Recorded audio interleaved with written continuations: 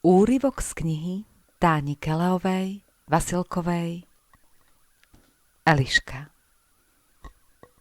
Ako sa má pani Vodná?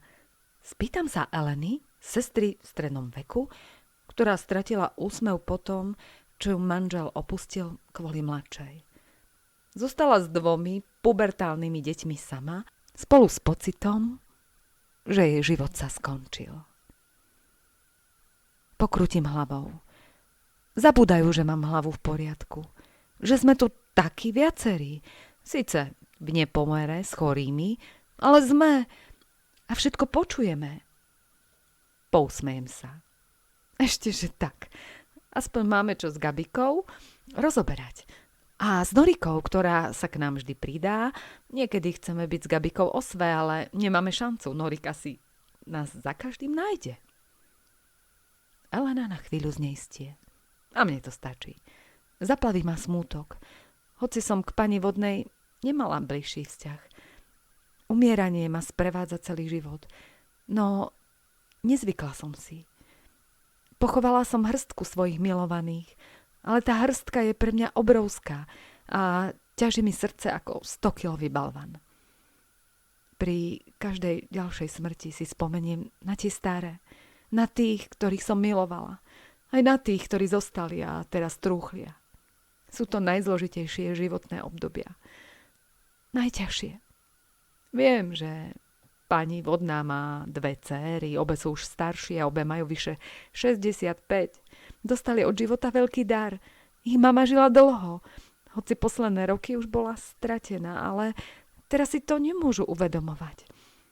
Čakajú ich týždne ťaživého smútku a bolesti. Už nebudú ničie céry.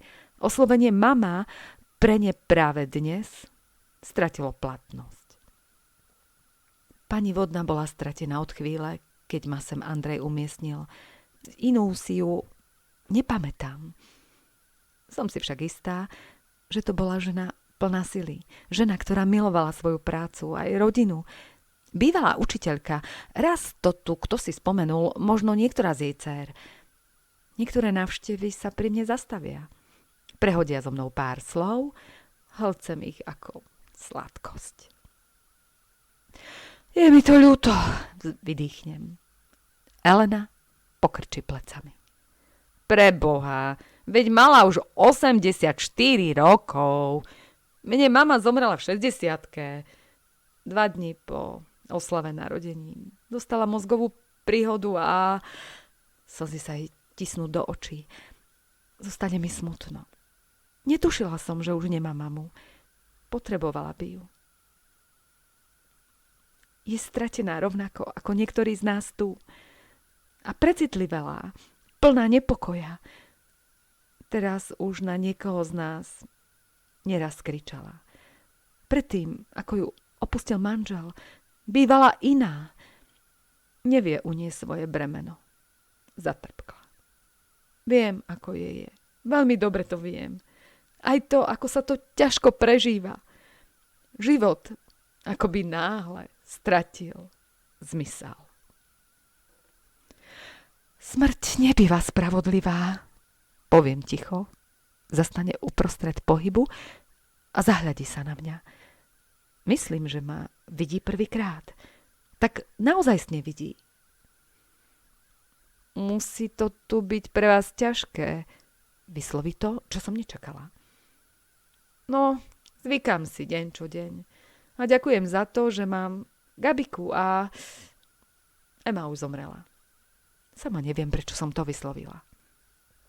Boli ste kamarátky, uvedomila si to až teraz. Boli, prikývnem. Bola úžasná a stále mi chýba. Život je aj o tom. Ľudia, ktorí odchádzajú, pribúdajú a mávnem rukou. A škoda hovoriť. Je to na nič, prikývne Elena a pozrie na hodinky. Má toho veľa. Ja nie. Mohla by som sa s ňou rozprávať hodiny a možno by som jej vedela aj pomôcť. Lenže práca nepočká. Ide sa sprchovať? Viem. Neznášam to. Stále som si nezvykla, že ma sprchujú cudzie ženy. Dotýkajú sa ma cudzie ruky. Že som taká nemohúca a nedokážem to sama. Zlosti ma to. A pokoruje. A umieme jej hlavu. Dobre, prikývnem. A v duchu ďakujem za to, že má dnes službu ona a nie Anna. Tedy je sprchovanie ešte horšie. No, ešte vždy mám nejaké radosti, pomyslím si až pobavene. Keď prechádzame dlhou chodbou do kúpeľne. Teda, keď ma tlačí na tom mojom super vozidle. Maminka varí rybiu polievku a plače. Izbička čudne smrdí.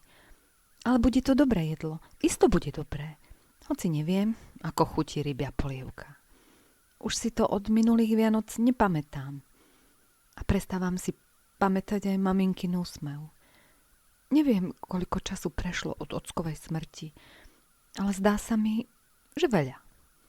A maminka plače a plače. Neusmieva sa. Nezhovára sa s nami.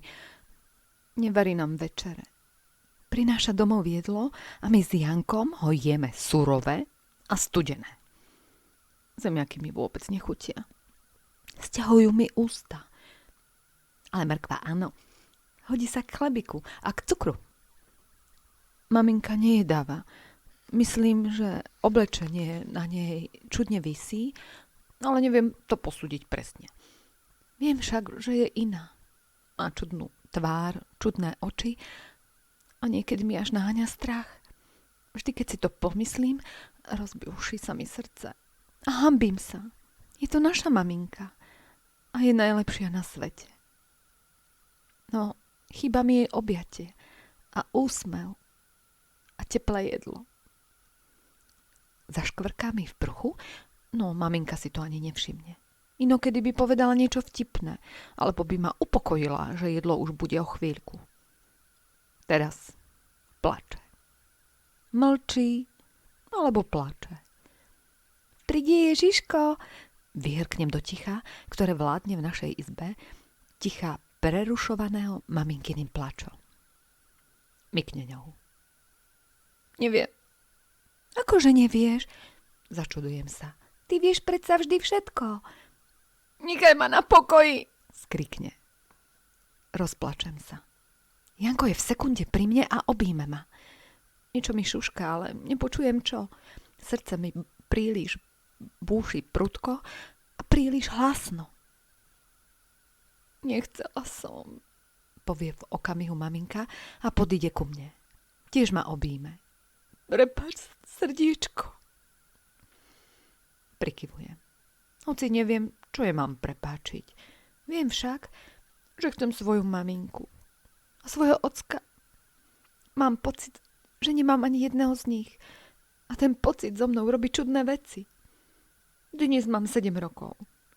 Som už dosť veľká, aby som to vedela.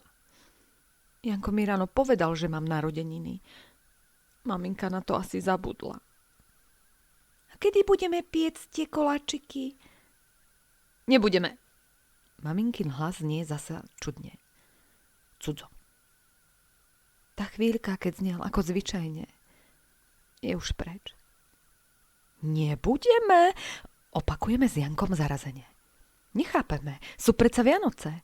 A hoci nemáme stromček, mali by sme piecť voňavé koláčiky. Už som zabudla ich názov, no nezabudla som, že to maminka sľúbila. A maminka vždy dodrží slovo.